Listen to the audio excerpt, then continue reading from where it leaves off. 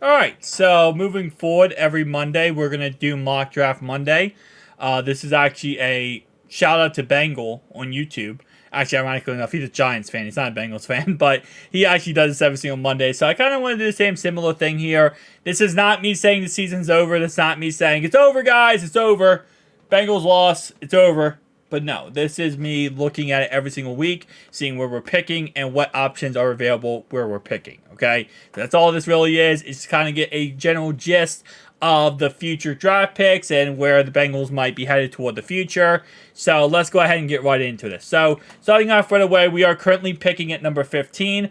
I will just tell you right now, if we lose out the rest of the picks or rest of the year, we go 5-12, we will be sitting around pick, I want to say, let me actually pull up the, let me say this real fast. Let me pull up NFL here. I'm going to see what pick we would be sitting at exactly. So if we lose out the rest of the year, period. Let's see, divisional standings, league standings. Okay. So we had 5 losses, so we wouldn't have the number.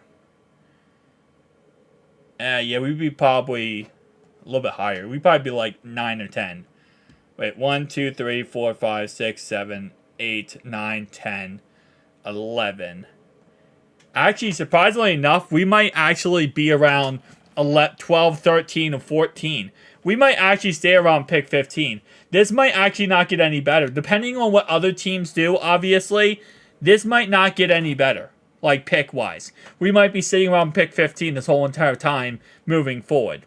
But going into this draft, the one player a lot of people have mocked to us, and let's see, is he actually available? He is not. And that is Brock Bowers from the tight end from Georgia. A lot of people are excited about this guy for obvious reasons. He's 6'4", 250, 240. He's a vertical threat tight end. He is an amazing receiving tight end, one of the best in the class, and going to be a top 15 draft pick for that said reason. Think of him as the Bijan Robinson of tight ends. Remember how good we thought Bijan was going to be? Well, he is, but how amazing we were excited for him. He's the Bijan Robinson of tight ends. Generational talent. So, yeah. He's going to be a top 10, maybe top 15 pick. It's very possible he does drop to us at this area. So, it's very possible we are able to pick him up here. My guess, that's my prediction here, is that we're going to be targeting a right tackle, at this pick, especially early in the first round.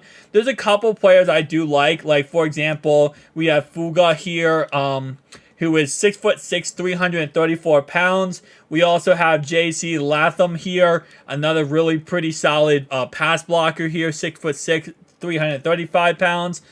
I will say, though, it's very possible that they do go best player available, and tackle might not always be the best player available at this certain situation.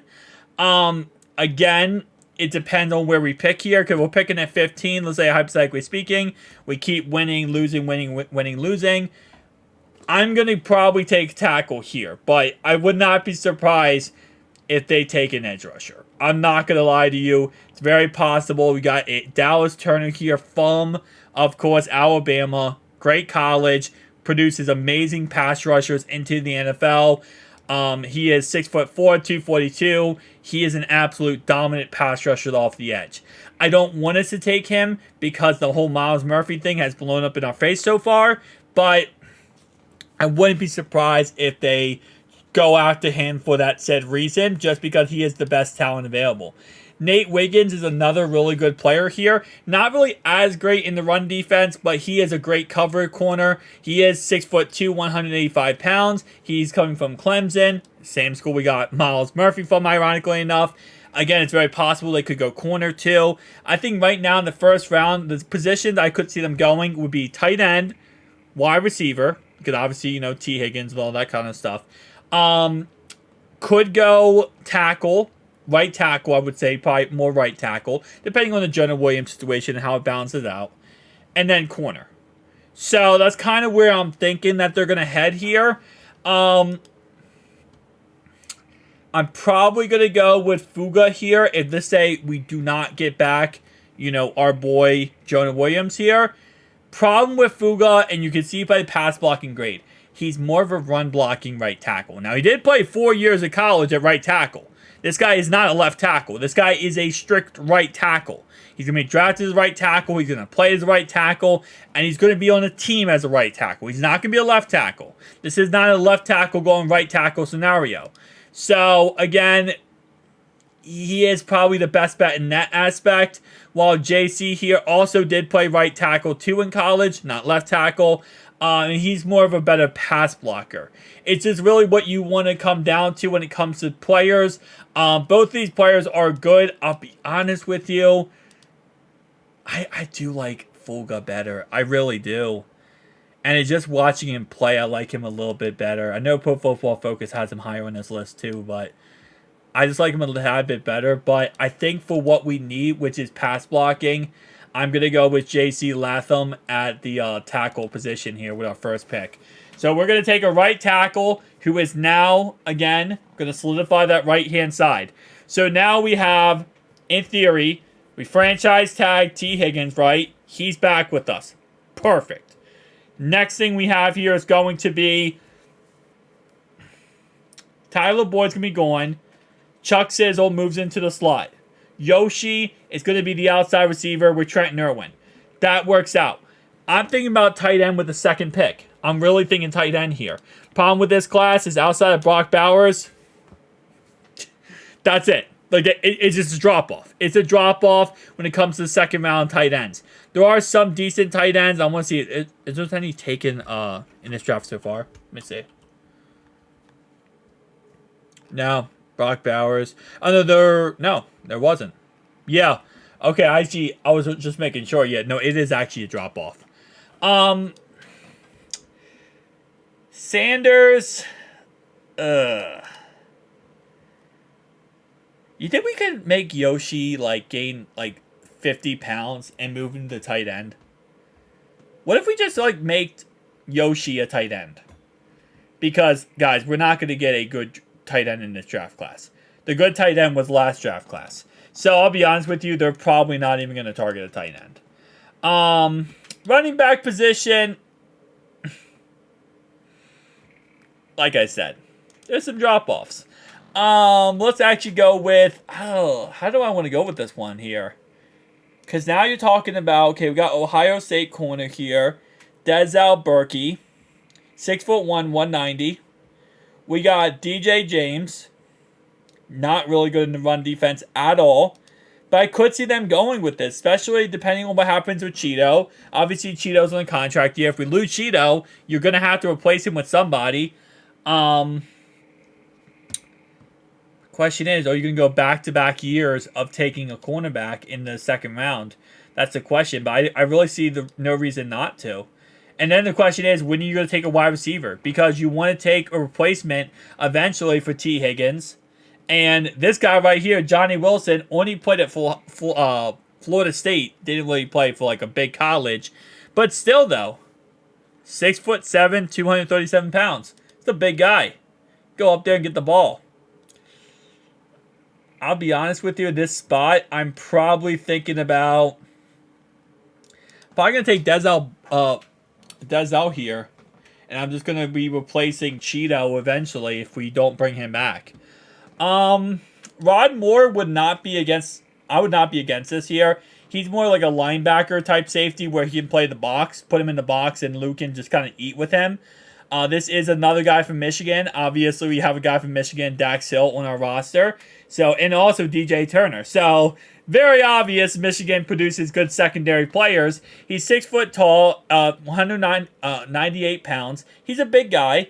And again, he can really just be a box safety here. We get rid of Nick Scott. He leaves us, and now we just bring somebody else in. I'm going to take him here. Safety in the third round. So far we've taken a right tackle, a corner, and a safety. In the fourth round here, who do I want to take? Wide receiver could be an option. Oh, Mississippi Rebels. Not really the biggest college. So that's why, again, you're going to see stats are always better for guys who don't come from a big college, whether the SEC or the Big Ten. 6'2", 205 pounds. I'm not against the idea of going wide receiver here.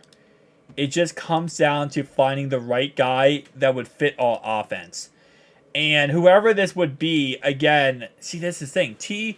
So Yoshi is T. Higgins' eventual replacement, right? That's kind of the transition, what we would go for. Chuck Sizzle is obviously the replacement for Tyler Boyd. If we ever actually use Chuck Sizzle, that's the big thing, though. If we ever actually use him, he would be the replacement. Do I go 3 Michigan guys in a row here? I mean, it's back-to-back here, but do I go with a Michigan guy again? 6 foot tall, 192 pounds. I might go with wide receiver here again with Roman. Let's go with him. I'm going wide receiver. This might change. I'm probably going to change completely next time I do this next Monday. I'm telling you right now. I'm going to look more into the guys that we're selecting here today and kind of see what I want to go with. Rushing grade here. See, the thing is, I would say go with running back here, but look at what we have done this year with our 5th round pick. We haven't even used our 5th round pick running back, Chase Brown. So I'm not even going to look at that. I'm actually looking toward interior offensive lineman here.